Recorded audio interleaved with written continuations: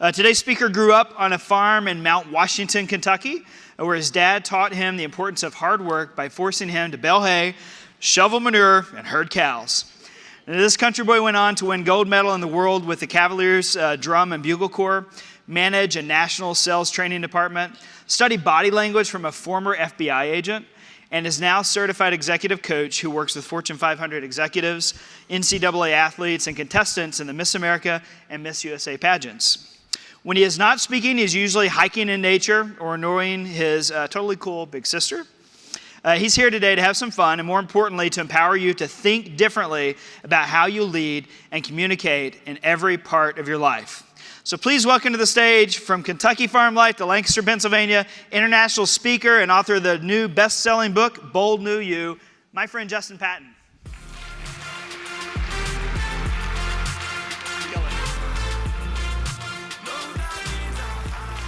All right, so I want you to say yes if you agree with this. Say yes if you agree that to be a great leader of other people, you got to first be a really good leader of yourself. Yes? Yeah, you know, for me, that took me a really long time to get, and probably even longer to really live out in my life.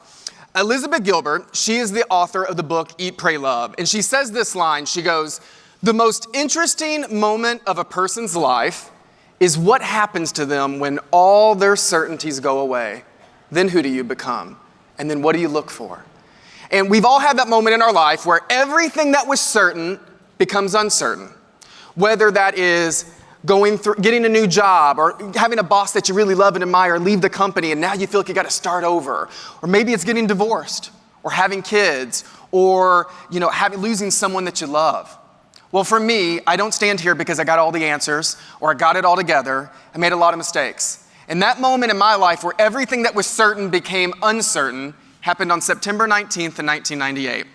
I started college where I met Nick at Eastern Kentucky University, and I had been there about a month. And the weekend of September 19th, I decided to come home for the weekend, spend time with my dad and my mom. I was going to this band competition, and my dad, a month prior to me going to college, had surgery. And you all, my dad was that champion in my life. And he was in the Air Force. He fought in Vietnam. We grew up on a farm in Mount Washington, Kentucky. So in my eyes, this guy was indestructible. He could fix anything. But his surgery was supposed to be pretty minor. He had hemorrhage surgery. It was supposed to be get him in, get him out, no big deal. And I remember the day I came home. He was still in a lot of pain, but we never had anyone in our family ever have surgery. So we didn't know what the process of recovery was like. So I remember that morning, he wanted to spend time with me. So he took me to go get groceries for my college dorm room. Afterwards, he took me to go get my hair cut. And then when I came home, my mom had made lunch for all of us. And we sat down at the kitchen table together. And my mom is sitting right here in front of me. My dad is sitting here to the side of me. And this is the moment that I knew something was wrong. Because at some moment, my dad put his fork down, he tilted his head down, and he started to cry. That was the first time in my entire life I'd ever seen my dad cry. He was not one of those guys that showed a lot of emotion. And I remember looking at him and saying, "Dad, are you okay?" And he was that kind of guy that just kind of brushed it off. He's like, "Yeah, it's fine, no big deal." So I remember finishing lunch, went around the corner to the living room, and I was eavesdropping on my parents, and they were on the phone with the doctor. And the doctor said, "Bring him in tomorrow. We're going to check him out. We're going to make sure he's okay, and we're going to go from there." So I got ready for this band competition. I said goodbye and I love you, and I walked out the door. And when I came home, I found out he had died in my mom's arms. And what had happened, he was in bed with my mom. And I don't know if any of you in this room have ever had that moment where your heart kind of flutters or does something weird, but that happened to my dad. And it didn't feel right. And my mom goes, "Bruce, are you okay?" And he looks up at her and he goes, "Yeah, but that didn't feel right. And if it happens again, I think we should call the doctor or go to the hospital." And it happened again, and he died instantly. And what we found out later was after surgery, they left gauze inside of my dad. And so for the month and a half that we thought my dad was recovering was actually bacteria growing through his body, and that's why he was in so much pain. And it ended up getting into his bloodstream, and it started shutting down all of his organs. The reason I tell you that is because why I'm standing here. More importantly, I didn't know, as an 18-year-old kid, I didn't know how to cope. So I coped the only way I knew how to cope. And for me, that was to emotionally disconnect. And I emotionally disconnected from everyone in life, including myself, for the next 12 years. I led teams out of only my headspace. I was the kind of leader that some of you in this room are going to be, where you say, what's just my way or the highway? I would classify or justify my behavior and say, well, I'm just a truth teller. I just tell people how it is. No, I was a jerk. And I didn't know how. Is that you? We'll talk about it. Okay. All right, that's okay. No judgment, right? So what happened is that I didn't have empathy for people because I didn't even have empathy for myself. And what I realized is my behavior towards everyone else was really about my relationship towards myself. And that's the key of emotional intelligence. And at about 30, I hit a low point. I had been pushed out of a job I really loved. I had ruined most of the relationships in my life because people that only show up in their headspace, they're transactional in every relationship. I have the chance to coach executives all over this country, and a lot of them only lead their organization out of their headspace. And all of their relationships, whether it's with their partner, with their kids, and the ones at work, are transactions. And it's dangerous and it's destructive. And I know because I was that person. And at about 30, I was sitting in the living room on this floor thinking, like some of you maybe in your life, like, what is my life coming to? I knew I felt like I could play bigger, but I didn't know how to do it, but I was gonna figure it out. And the line that just kept coming up for me over and over was, no one's coming to save you from yourself. It's gonna start with you. And so no one's coming to save you right now from the boss that you don't like. No one's coming to save you in your marriage or the relationship with your kids. It's gonna start with you. And that is the key to emotional intelligence. Do we even have the awareness of how we're actually showing up? And then do we have the courage to do something a little bit different? So here's the deal today. In the time that I have with you, you're not gonna stand up here and look at me. We're gonna make this really interactive. There were 4 things that I did that radically changed my life, my business, my relationships, and I'm gonna share them today with all of you in the hopes that they will be able to empower you as well. So I wanna get started. I want everyone in the room to go on and stand up. So stand up where you are. All right. So I'm gonna show you some famous celebrities on the screen. You're gonna have a really positive or negative reaction about everyone. And your job is to yell out the first word that you think when you see that celebrity, all right? I do not want you to censor yourself. Now listen, I've seen how some of you act in the hallway. You all have this, okay? So I don't want you to be all buttoned up. I want you to let go. We're not gonna judge your answer because you're gonna have an opinion about every one of these people within 1 second, all right? So just yell out whatever that word is to you when it comes up. Here we go. So Oprah Winfrey. All right, there's 450 of you all. That was like 100, okay? So you have this. All right, next one, Justin Bieber. Okay? Donald Trump. All right, Ellen DeGeneres. All right, Kim Kardashian. I see you're like, I'm not even gonna answer that, okay? That's good, all right. Martin Luther King Jr. All right, 2 more. Let's talk about Lady Gaga. Yeah, you like her, okay. You and I were connecting today, all right. And last one, Tiger Woods. I gotta tell you, it happens every time. We always get here and everyone's like, oh. Yeah, every time, okay? Have a seat, I'm gonna tell you what you just did. So if you don't know, you just did something really important because every one of you within 1 second have a judgment or have a thought about all of those people. And I want you to know that even in this room today, everyone has a thought about you. Within 1 second, they're making those judgments. The problem is so often, we don't even know what those words are. And we haven't even thought about how do we really want to be perceived by other people. So in leadership, there's this term, it's called your emotional wake. So you all say yes if you agree with this. Say yes if you agree that everywhere you go, you leave an emotional imprint on people when you leave, yes? Everywhere. So it doesn't matter if it's at your grocery store. It doesn't matter if it's at the bank, the fast food company, when you checked into the hotel. Everywhere we go, the way that we show up with our presence and our mindset, we're leaving an emotional imprint. Well, in leadership, we call that your emotional wake. So think about this. Imagine if I got in a boat and I start heading this way in the boat. If I start going this way, what happens to the wake behind the boat the further out I get? It gets bigger, right? So what happens is this interaction between you and me starts out really small, but what happens is she leaves your store, and what does she go and do? She either goes tell somebody in her family about it, or even worse, and now because of what's going on, we got social media, and they get on social media, and what starts out really small becomes really big really quick. Your influence as a leader, your credibility is based on your emotional wake, and you will not take responsibility when you don't have a vision for how you want to show up. So I'm going to tell you about when I got it really wrong, because you don't care about when I got it right. You want to know when I really screwed it up. So you all know, if you fly, you know the worst part of the airport. What's the worst part of going through the airport? So you already know this, right? It is TSA, all right? So years ago, I was in the Toronto airport. Now you all, I'm not a super early morning person, and it was crazy early. I got through customs, and I was going through security, and I got through the little x-ray machine, and this TSA agent is right here checking a man's backpack. But there were all these bins lined up in the conveyor belt so that no one's bag could come out. So at some moment, I wait patiently for her to get done. She gets done checking the man's backpack, and I walk over, and I go to slide all the trays down. Well, I don't know what thought she had when I did that, but when I went to go slide all the trays down, the TSA agent woman goes, wham! And like the sound that she made on that plastic like echoed through everything, and I jerked up, and if you're from the South, you'll get this. In my head, I was like, bless her heart, no, she did not just do that, okay? So if you don't get what that means, I'm gonna help you understand, okay? So people in the South tend to be very polite, very respectful, but they're very passive aggressive, okay? And so when they say bless your heart, it is not a good thing, okay?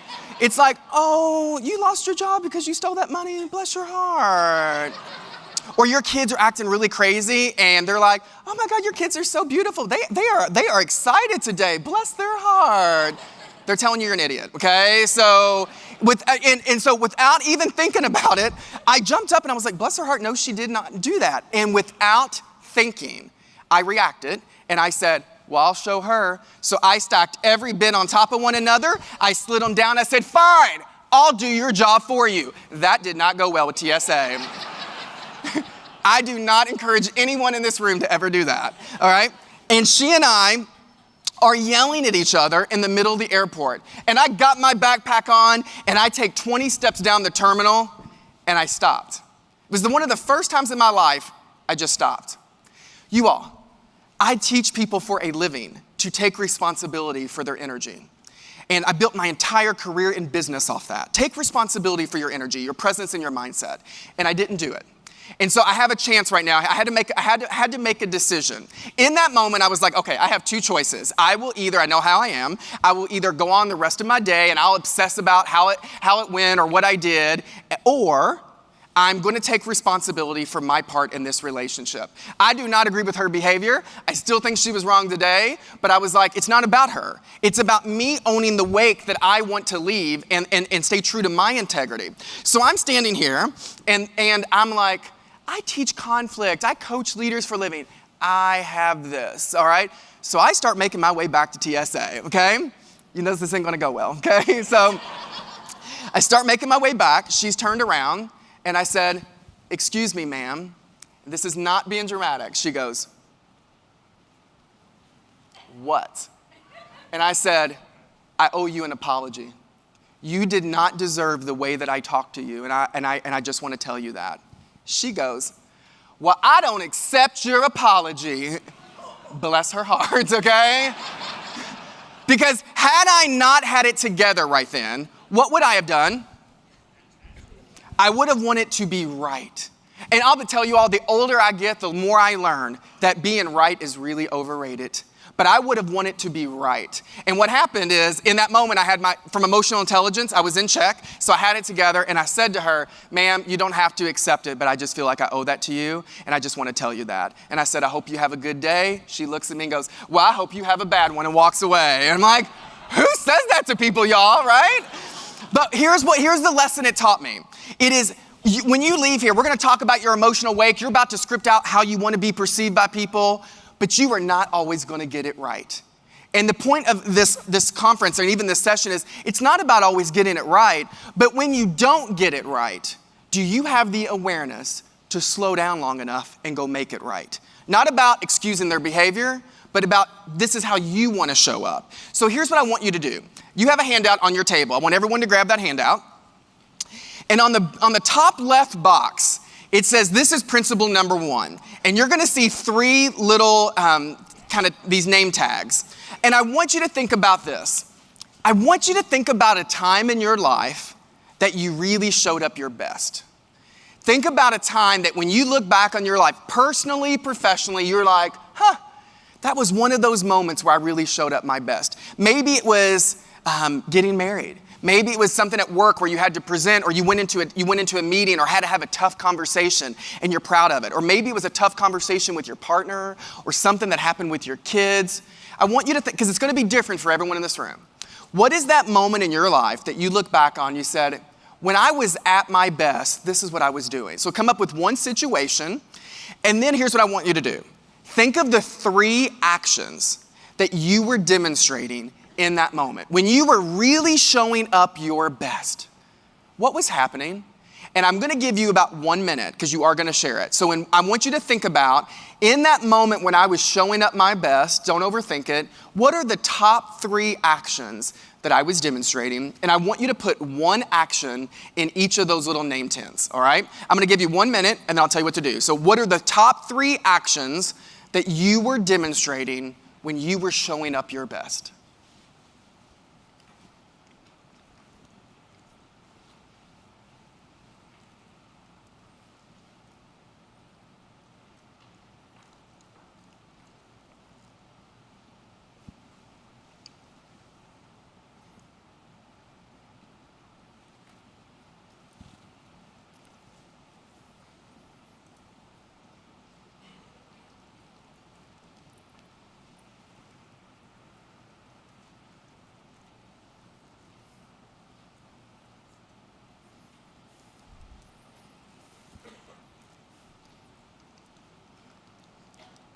So here's what I want you to do. I only want you to have 30 seconds, but I want you to turn to the person right beside you, and you don't need to tell them the story of the situation, but I want you to say, when I'm at my best, these are the 3 actions that I'm demonstrating. So I just want you to tell each other, and then I'm going to tell you what to do with those 3 words.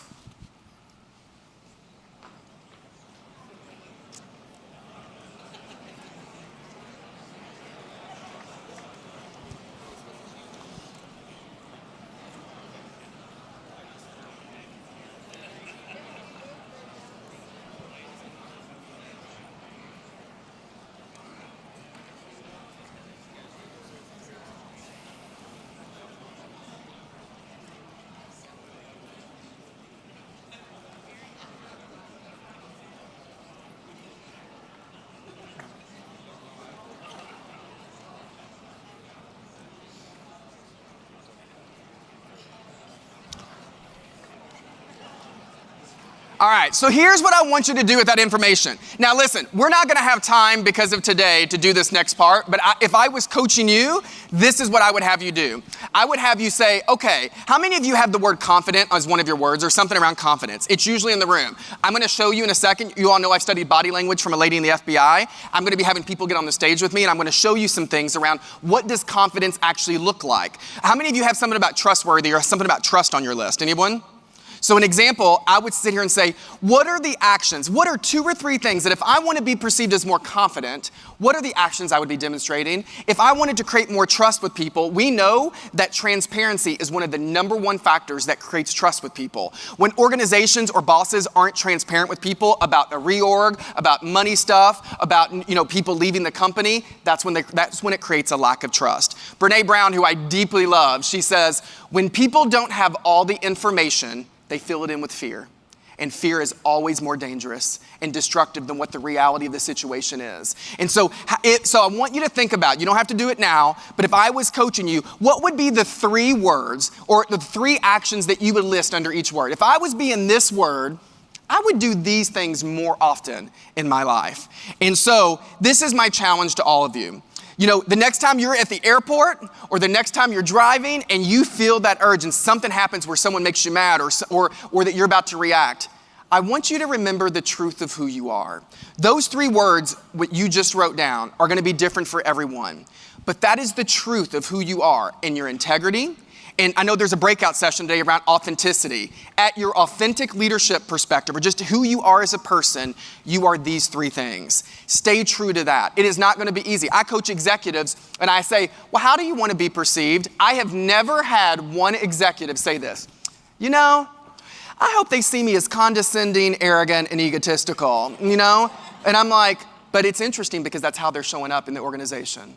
And so at your best, who are you? And they will always say, I'm a good listener, I'm confident, and I'm knowledgeable, or I'm empathetic. Okay, well, you walked away from that. So what do we need to do to help you get back to that version of yourself? Because you've said that's the best version of who you are.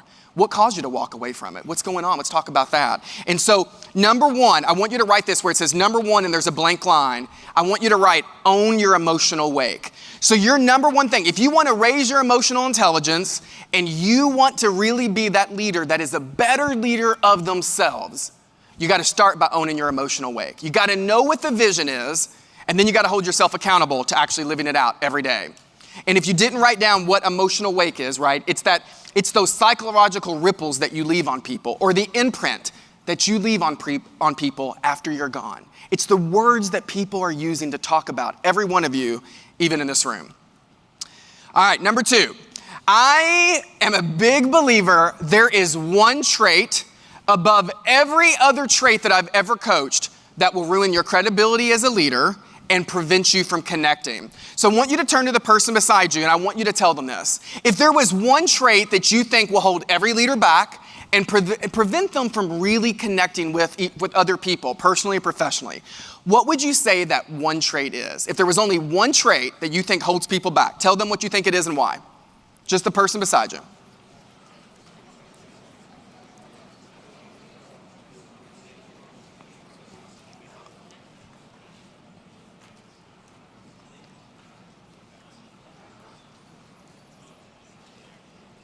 All right, we're going to start here in the back corner. So I need you all to yell loud, but I want to hear from several of you. If I said there was one trait that holds leaders back the most, what would you say it is? Yell it out. So I hear lack of integrity. So ego. What else? So being arrogant. We're going to talk about that. What else? So a lack of empathy. So early, I told you in a second, I'm going to talk about confidence and what that looks like, but we're also going to talk about what empathy and collaboration looks like because they look completely different. And so many people don't even know how to flex their styles. My pastor once, he says, you can't meet people where they are when you think you're above them.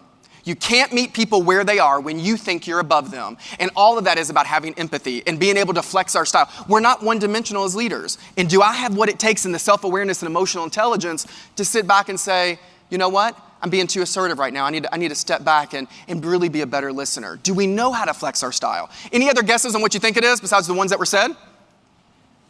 What do y'all think over here? So arrogance? All right, here's what I believe it is. The number one trait that's going to hold every leader back and what I've seen every time in their career, it is ego. All right? Look, somebody's like, yes, that's their ego right there. They're like, I got it, right? And I want to tell you, okay, so in part number two, there's a little balloon. It says, what's the number one trait that holds leaders back, or this light bulb? In the space, I want you to write ego. And then I'm going to give you my definition of what that really means. Because as an executive coach, this is what we know. We all define words differently in this room. You define words based on your experience. And so you have a different definition of ego than I probably do. We all probably have a different definition of empathy or intimacy based on how you were raised and what you believe. So I want to get us on the same page. So would you say that people that show up with ego, and by the way, we all have it. So if you're sitting back there going, this part don't apply to me, you're the one I worry about, okay? We all have it. And do you know when it shows up? Because it's going to show up, and I will prove it to you in just a second. Do you know how it comes up? We all have ego. But when you think in that moment that you're responding from a place of ego, what do you think the core emotion is that's driving your ego? The core emotion that's driving your actions, what is it? It is always fear, every time. And so this is my definition. I'm gonna invite you to write it on the handout. It's any fear-based thought that pulls you out of the truth of who you are. That is why those three words that you just wrote down previously are so important. The truth of who you are at your best are those three words. But what's gonna happen when someone cuts you off in the car? What's gonna happen when your boss, you don't get the rating on your performance review that you wanted, or they have to cut budget and now you're being impacted? What's gonna happen when you respond from a place of fear and get sucked into this space? Your ego is always rooted in fear, and it will always pull you out of the truth of who you are. So it's gonna show up in one of two ways. So most of you, raise your hand if some of you that said arrogance. Raise your hand if you said that word earlier. Yeah, so that is one way ego shows up. And you know what's interesting about that? It's the way we most perceive ego to be about. So over here, you got people that show up with this over-the-top confidence. We call it bravado. So sometimes they're the really loud ones. Sometimes they're the ones that are super aggressive. They only lead from their headspace. But that's only half the equation. Because I've coached leaders that when we respond from their ego, instead of being this person that's over-the-top confidence, they come over here into self-doubt. And they start becoming victims. And they're like, well, this company doesn't appreciate me, or I'm never gonna be able to get promoted because I don't have this degree. How many of you have that person in your family or at work that's always playing the victim? Raise your hand. We know that person, right? And so what happens is that's not the truth of who they are, the best version of them, but they're responding from their ego. And I'm gonna show you some of the core behaviors, because it's great that you know the definition, but how are you gonna be able to stop yourself, this is emotional intelligence, and say, I need to stop, it's starting to happen right now. I'm stepping into my ego. Well, out of every conference I've ever spoken at, every age group, at every level of the organization, the same two people come up every time. So I don't care who you say, but I want you to think about people right now in culture that really have ego, that demonstrate it extremely high. Who would you say? Just yell it out. Okay, Donald Trump's the first one, and who's the second one in pop culture? Who is it? Kanye West. I'm telling you, every session it happens, the same two people. Now listen, I don't care what you believe or who you think. If you think it's Hillary Clinton, great. If you think it's another pop person, great. I want you to think about someone that you think has really high ego. And I want to talk about the actions that they demonstrate that makes you believe that they have ego. So what would you say are some of the actions?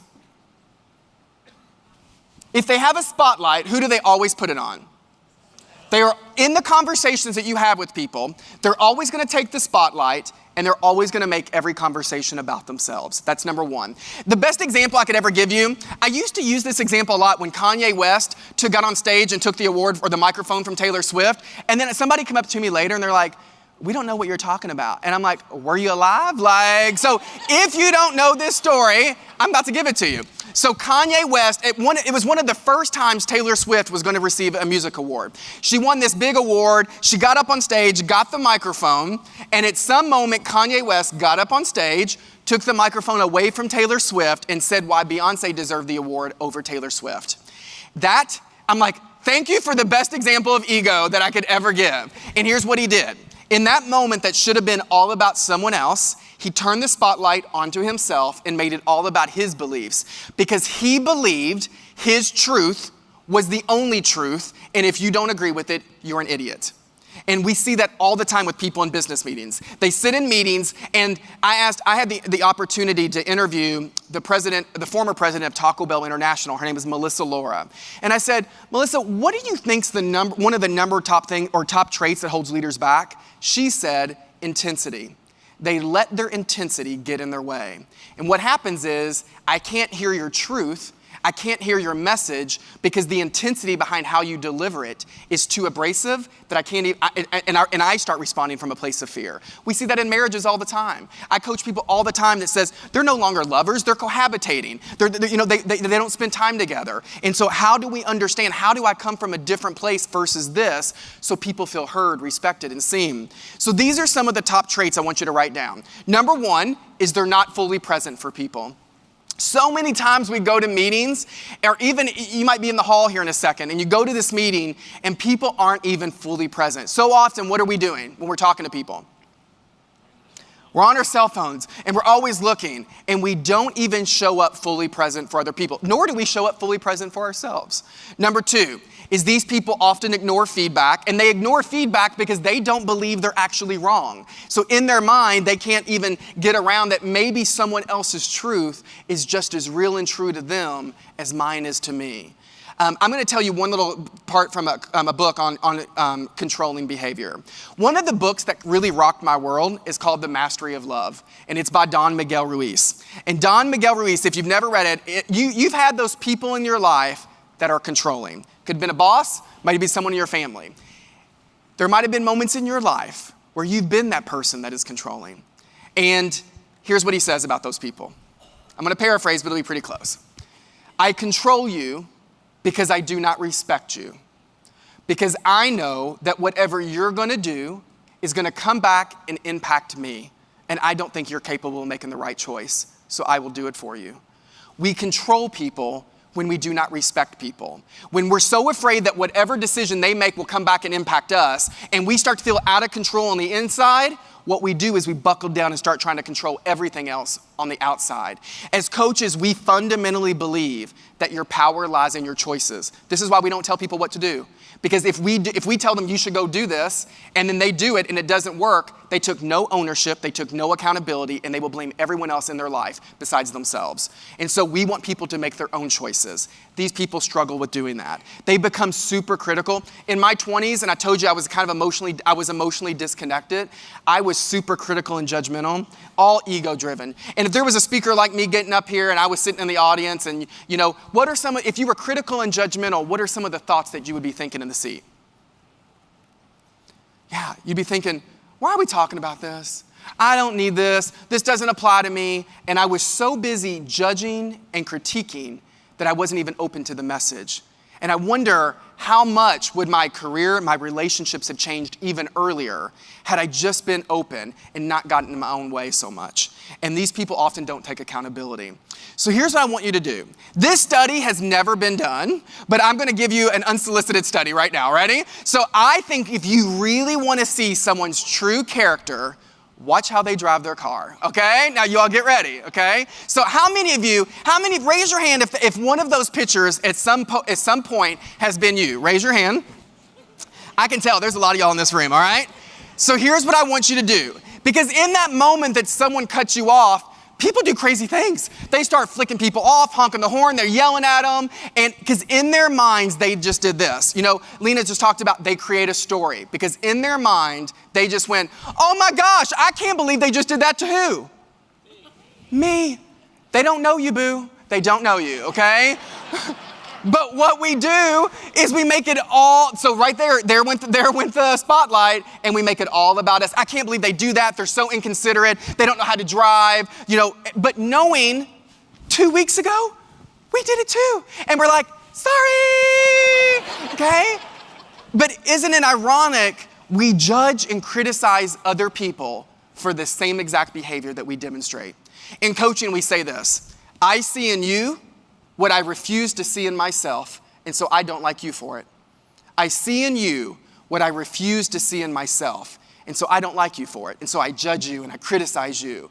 And so the next time you're in your car and something happens, and it's gonna happen, and you start to feel that urge where it's coming up for you, you're about to honk that horn, or you're about to give somebody the finger, or you're about to do something that steps you out of the truth of who you are, I hope you'll remember this. You have stepped into your ego. That is not the best version of anyone in this room. And you're gonna need a reminder, and it's gonna happen. And what I hope you don't do is if you do it and you respond or you react right away, don't beat yourself up for 5 more minutes or for 5 more days. Say, acknowledge it. You know what? I stepped into my ego. It's not worth it, and I don't need to be doing that. And walk back into the truth of who you are, whether it's in your relationships, whether it's in the car, and whether it's in business. So number 2 that I want you to write down is I want you to keep your ego in check. If you're gonna raise your emotional intelligence, the number 2 thing you're gonna have to do, besides just own your emotional wake, is to keep your ego in check. And we all have it. All right, let's talk about a little body language. I'm gonna ask for some volunteers. How many of you in this room, what would you say the most honest part of the body is? I want you to think about it, don't yell it out yet. If I asked you, what is the most honest part of the body? I want you to think about what you would say. And I want you to own an answer, so I'm gonna have you do this. Turn to the person beside them, and you can only say one thing. The most honest part of the body is this. Tell the person beside you.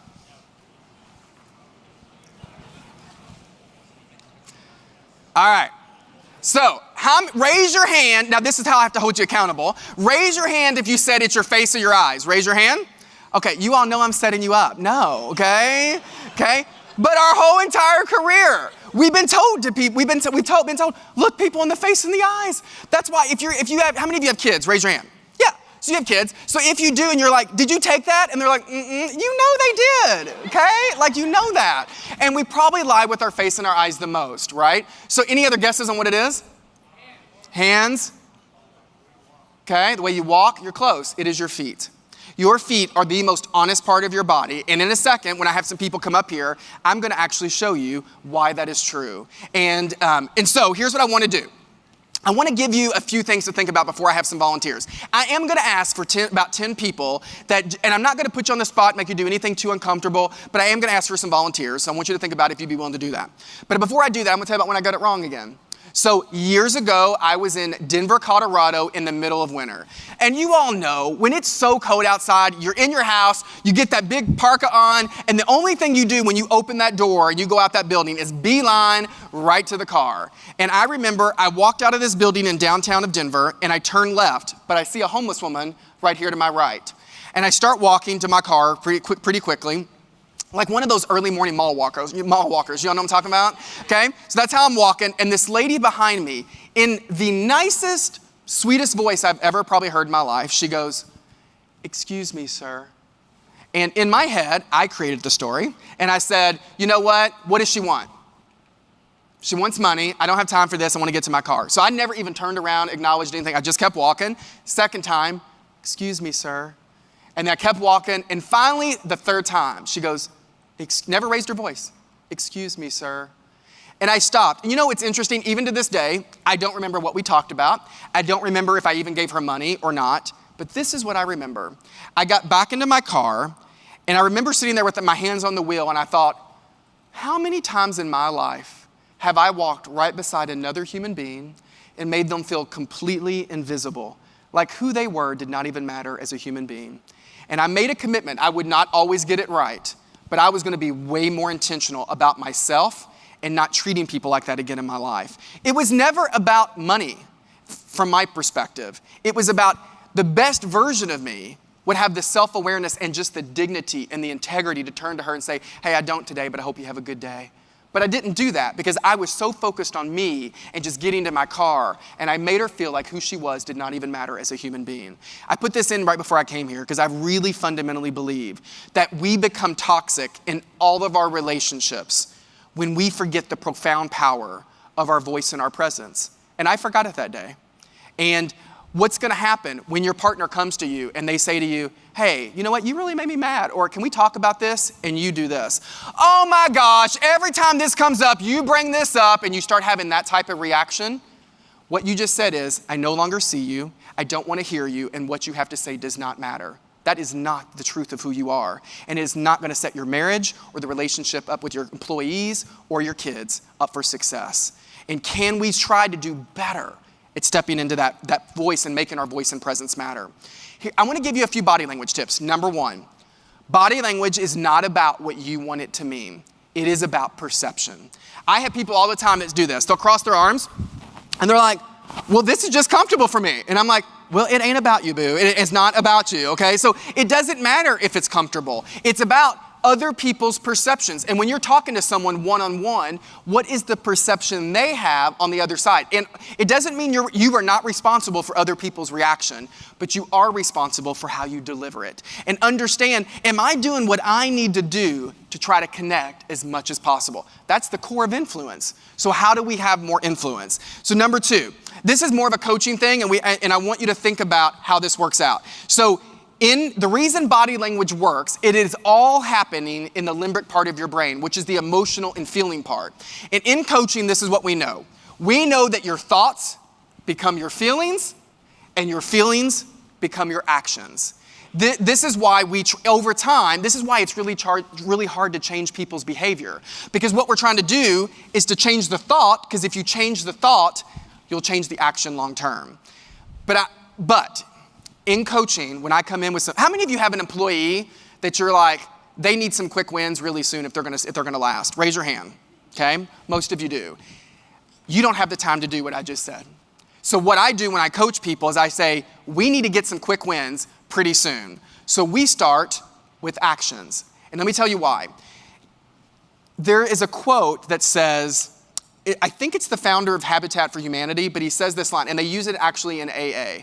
They say, it is easier to act yourself into a new way of thinking than it is to think yourself into a new way of acting. And so this is why you all at the beginning, when I said to you, I need you to write down the actions of what you would be doing if you were living all of those words.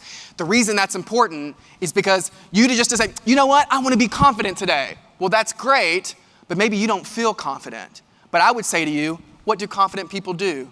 They speak up in meetings. They have an opinion on something. They go to people with solutions versus problems all the time. And so you start doing the action until your mindset catches up with it. And so the reason why body language works so often is because it's all happening in the action part. And so you change this down here, over time, you start to change people's perceptions about you, and you can change the thoughts long term. So here's what I need. I need about 10 people that are not, this is your moment. This is like American Idol. This is your moment to get on stage, and I need about 10 of you, and I want you all to give them a huge round of applause, but in a second, I need 10 of you to come up here. So the front row, don't be shy, because I'm gonna wait here, and we're not going to lunch till 10 of you get up here. So come on up here. Give them some hand. Give them a hand. Come on up. You can come up. Yeah. Come on. Yeah, come up on the stage. There you go. Good. Anybody else? Listen, I know there's more people out there going, oh, I know I want to go up, but I'm scared. This is your moment, so feel free to run up here, all right?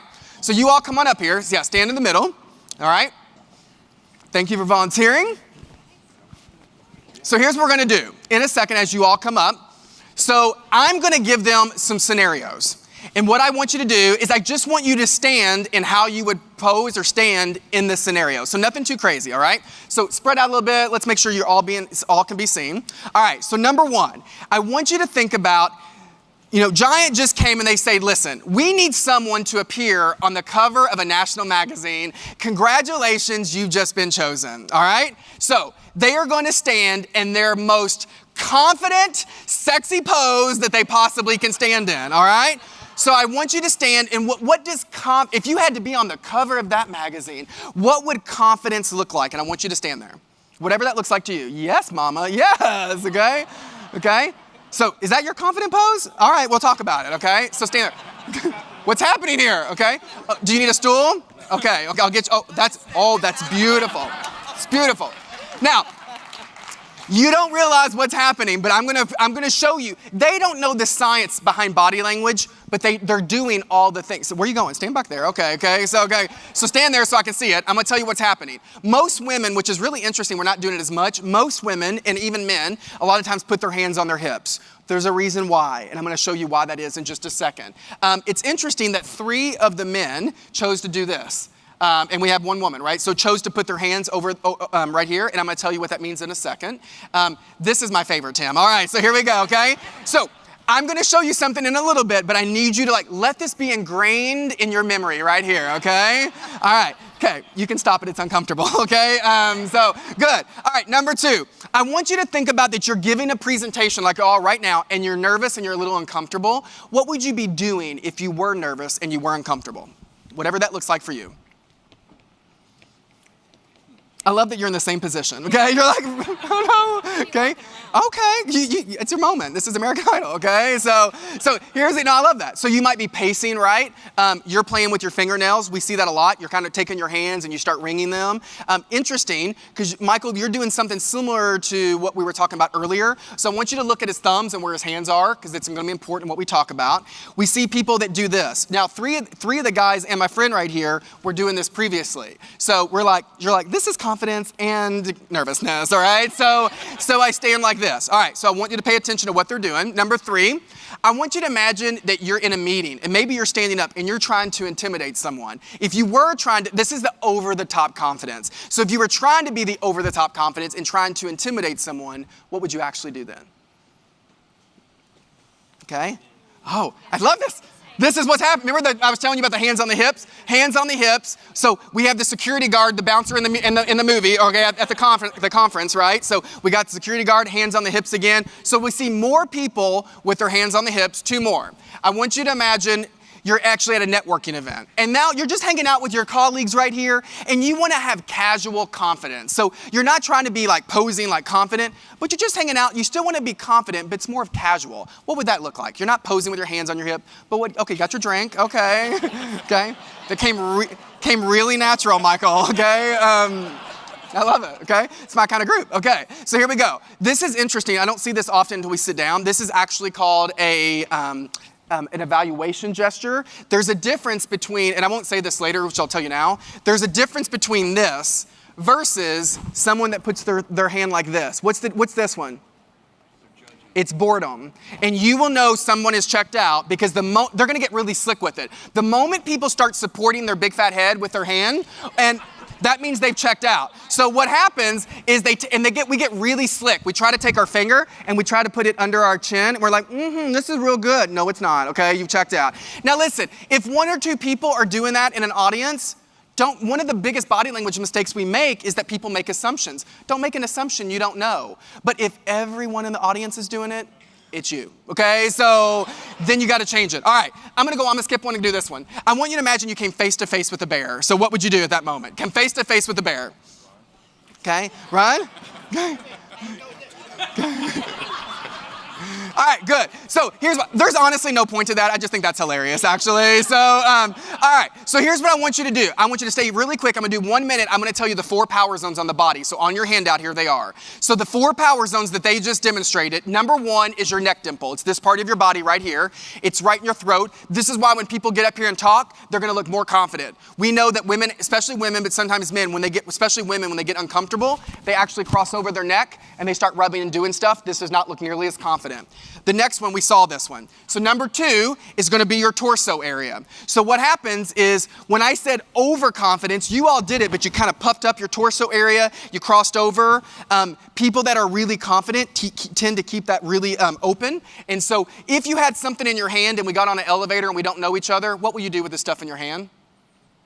You will cross it over your body without thinking about it. That doesn't look nearly as confident as me standing up here talking to all of you like this. Number 3 that you did not ever think you would write, which I'm going to talk about my friend Tim, is naughty bits. So write down naughty bits right here. So go on and write it down. Okay? Don't laugh yet, Michael, because I'm coming back to you too, okay? So here's why. This is why when people, they stand on a chair, they do anything like this, most people you're going to see is they'll put their hands in their pocket with their thumb outside their pocket. And what they're doing, they're not thinking about it, but the reason it works is because you wouldn't stand like that if you were not confident. We see actors do it, models do it, everyday people. And what you're doing is when you put both thumbs or you do what you did earlier, you're framing your bits. That's okay. So, okay, so what happens? You wouldn't do that. All right? That's a hashtag, frame your bits. Okay, get ready, okay? And last one, it's your feet. So which one looks more confident, me with my feet together or me with my feet apart? Apart, of course, and here's why. The formula for confidence that many of you demonstrated, especially all of you that put your hands on your hips, confidence equals space plus height. So the more space you take up, the more height you have, you will appear as more confident. I need one of you to volunteer to stay with me and do one more thing. So who's going to be the person that stays? Don't volunteer somebody, Robert, okay? So you want to stay? All right, everyone else, thank you. Give them some love. Okay, come on over here. Yeah, okay. So we're going to get a chair. And so we're gonna stay right here. We're going to do this together. So I'm going to help you. Will you help me get one of those chairs, please? All right, so I'm going to give you this chair. Tell me your name. Tandy. Tandy? All right, so Tandy, you are not going to move this chair. We're going to go back here. We're not even going to start this, okay? So you're going to sit there. Thank you very much. Can I get a microphone for her? And then I'm going to sit here. And what we're going to do is I'm going to just do a quick, so would you say yes if you all agree that there's a time to be confident and powerful, but then there's also a time to be empathetic and collaborative, yes? Well, that looks completely different. So I want to, hello? Okay, there we go, Tandy. So here's what I want you to do. I'm just going to ask you 2 questions. Number 1 is we're going to talk about, when we talk about empathy, how do you define the word empathy? When you care about other people around you, and when they feel, you feel with them. Yeah. And you want them to understand that you feel the way they feel. So they feel more open to talk. Yeah, I love that. You know, Brene Brown says it's feeling with people, which is very similar to what you're saying. Mm-hmm. And she also says this, it's just honoring and acknowledging that their truth is their truth and their experience, even if I don't agree with it. And so I'm gonna ask her one question, and I want you to watch my body language. There's gonna be 4 things that I do that I wanna see if you can pick up on. So I want you to think about, Tandy, tell me about a lesson in life that you've had to learn the hard way and how you had to learn it. Well, when I was a store manager for the first time, and when somebody really comes to you with something that's dramatic, I had an associate that went through something very dramatic. And then having to sit there and listen and try to decide, are you emotional or are you a store manager? Like, how do you stay strong for them, but then show them that emotion and still make them feel secure? Yeah. So, and what was the result of you in the, of what happened because of that? Well, she actually called the police and reported what had happened to her to the police. Yeah. And I stayed with her while she did that. You know what's so beautiful about what you just said is I think sometimes we as leaders don't need to give people the answers. We just need to create a safe space for people to be heard and people to think through the choices themselves. And it sounds like the way that you showed up for her was just a safe space for her to kind of get this out and talk through it so that she could be brave enough to go make that choice for herself. Yeah, let her make her own decision. Yeah, I love that. Because she had to live with it, not me. Yeah, good. Give Tandy some love. Thank you, Tandy. I appreciate it. I'm gonna go off this way. So I want to show you, there's a couple things that we just did. So one thing is from a body language and empathy is feet. So your feet will always face the direction that you are interested. And so what happens is we know the further away from your brain that you get, the less conscious you are of it. So your feet will always face the direction of your alignment. So I make sure that when I was talking to Tandy right here, that my feet are pointing directly to her. Half of you in this room said your face and your eyes are the most honest part of the body. This feels completely different than me turning to Tandy and having a conversation like this. Number 2 is I lean in because we know we get closer to the things that we like, we get further from the things that we don't like. Eye contact. Out of 100% eye contact, how much do you think you should maintain? I heard someone say 100. It's creepy, no one likes it. Do not do that, okay? No, okay? And here's why. Because we've been told our whole career, look people in the face and the eyes. It's not true. Because in this moment, empathy sometimes requires us to know when to break eye contact, when to create space in the conversation. So I will purposely break eye contact to give this person a break, to make it safe for them. And then I look up at her and I say, so what happened because of that? All right, and the last thing, men, pay attention. This is one of the biggest gender differences between men and women, is at some moment, it's about tilting and nodding your head. So men, only men answer this. Men, when you're talking to a woman, and so often she's tilting and nodding her head like this, what do you perceive that as meaning, men? Hurry up. This is why you're going to get divorced. I'm going to help you, okay? That is not what it means, all right? So this is what it means. It is such an empathetic gesture. So it's like, I see you, I understand, tell me more about that. Men, we know is different. I don't like to speak all in generalities because it can be vice versa. We just know that more men do it than women. Men typically look straight forward, and the only time they nod is when they agree. And so then we start having gender differences in communication. And so sometimes I see women do the same thing. But do we know how to use our presence to be empathetic when we need and to be confident and powerful when we need to do that? This quote, if I could teach one quote the rest of my life that I think from an emotional intelligence perspective changes everything, it is this. Oprah said, everyone in life just wants to know 3 things. They want to know, do you see me? Do you hear me? And does what I say mean anything to you at all? That is it. Every one of us. Everyone in life just wants to know 3 things. Do you see me? Do you hear me? And does what I say mean anything to you?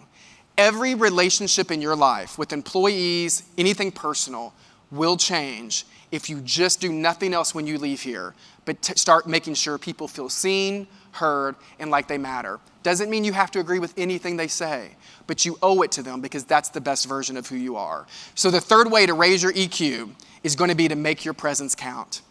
So you understand at least some of the actions now from a body language perspective on how to do that. When you need to be confident and assertive, how to use your body language to do it. And when you need to be empathetic and collaborative, what does that look like? I want to end with just 2 more stories, and one is this. The last point around number 4, every year I try to go to Hawaii by myself and just I'm an introvert, so I like to just get away, go reflect, and think about everything. And you all, has anyone in this room ever been swimming with dolphins in the ocean? Anyone ever? Okay, a few of you. They sell you on the beautiful pictures, and I had ideas of me like holding on to a dolphin like fin and just swing. It does not work like that, okay? So I got to give you some context. I am not a great swimmer, but I can swim from point A to point B, but I don't tread water very well. So I'm on the boat, but they give us fins and a snorkel, and no one is wearing a life jacket. And so I'm like, well, clearly I don't need one. And so, and I was like, this will be fine. Well, if you haven't done it, what they do is they go out to sea. We were about an hour out to sea before they start seeing the dolphins in the pod jumping up and down. And what the boat has to do is the boat has to get in front of the dolphins so then they let you out. Well, all of a sudden, I'm in the back of the boat with my fins on and my snorkel on. And for the first time, we hadn't been in the water yet, the captain goes, go, go, go. And everyone starts jumping. I'm like, oh my God, okay, now just jump in the water, okay? I did, I jumped. And this is what I see, all right? So this is on my GoPro. So for like 30 seconds, you all, it is one of the most amazing experiences, beautiful, that I've actually ever seen in my life. Until water started to get up and start going through my mask, okay? And if you've ever been snorkeling, once water starts to fill up the mask, well, first of all, you're not gonna breathe, all right? So to fix that, you actually have to tread water. And so I was like, stay calm, I got this. It's probably my ego in this moment. So I'm like, no big deal. I tilted the mask up, put it back on, try to tighten it. Water kept getting clogged. So I knew that if I freaked out, I was gonna be in serious trouble. So I'm like, stay calm, go back to the boat, regroup, and then come back out. So I turn to the boat. Did you ever see that movie Open Water where those scuba divers were left at sea? The boat was like 0.25 miles away. And what happened is I guess the dolphin started switching directions, so he stopped everyone else after I jumped and then took them over and then kind of like parked in the middle. And I was like, okay, I have about 3 choices right now. Number 1 is I'm gonna get right with Jesus, call it a day and make my peace. That was number 1, and I was not ready for that. Number 2, I was like, okay, he said, if you get in trouble, flag us down like this and we'll come save you. My ego would not let me do that, and I was not doing that. And the only other way I knew that I could make it, I was like, well, I can't tread water, but I know I can get on my back and swim like this the entire way back to the boat. So I did. And I got all the way to the back of the boat, and I looked at the captain and was like, can I get one of those noodle things, the pool noodles? He looked at me like, oh God. And he gave me the pool noodle, and the rest of the experience was phenomenal. But I learned a really important lesson, and it was refuse to drown quietly. I coach leaders every week, and so many of them make a choice to drown quietly in their career. They don't ask for help when they need to ask for help, and the moment that they do ask for it, it's too late because perceptions are already tainted from them, or the value of the work they're doing is already sacrificed. So my challenge to you, I'm asking you to do a lot of these things and raise your IQ and your EQ, and we're talking about EQ and stuff later, but my challenge to you is sometimes in the process of doing all that, you are going to need some help. And anyone that has ever done anything great did not do it alone. So I hope that you do not drown quietly. And the advice I had learned, they said, next time, he goes, when you're drowning, raise your arms, yell for people, say that you need help. Most people will rally in to support you if they know that you need help and that how you need to be supported. But oftentimes we don't ask until there's a crisis, and by then it's too late. Refuse to drown quietly. I want to do one final thing. In the middle of that handout, it says, you are one choice away. And I want you to think about this. I know I gave you a lot to think about, but I want you to choose one thing that you will do differently from an emotional intelligence perspective. So I want you to write down one action out of everything that we talked about that you said, I'm gonna leave here. And if I'm just gonna be a little bit more intentional about one thing, whether it was owning my emotional wake and living this one word, whether it was like learning how to just recognize when my ego is getting the best of me, understanding how to make my presence count, or I'm gonna start asking for help more, whether it's in my marriage, with my kids, or whether it's at work. I want you to write down one thing that you'd be willing to commit to doing in the center of that handout.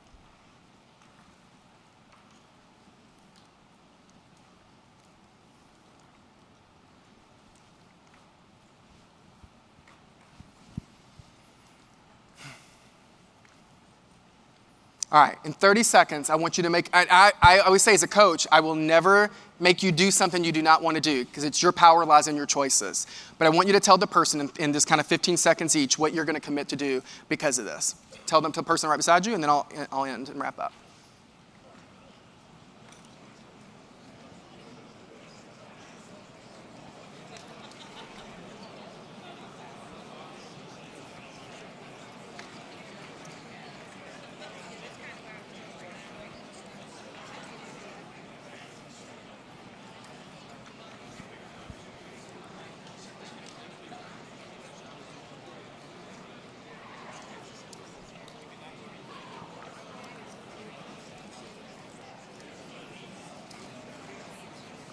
All right.